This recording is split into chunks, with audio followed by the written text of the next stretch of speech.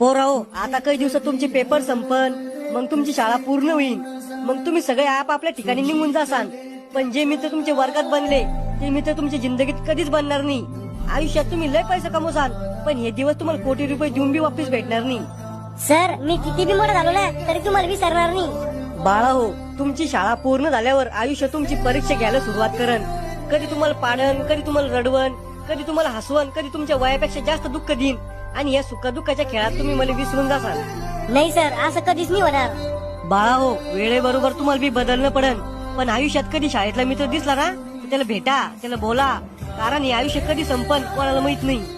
माझ्याकडून काही चुकला असन, मग एखादी गोष्ट कोणाला वाईट वाटली असन तर मला गुरु समजून माफ करा. गुरुचं कर्तव्य राहतं आपल्या विद्यार्थ्याला शिकवायचं.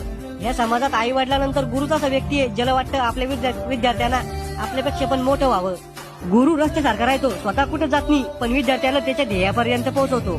माझ्याकडून काही चुकला असेल तर मला माफ करा आणि तुमच्या येणाऱ्या भविष्यासाठी तुम्हाला हार्दिक शुभेच्छा.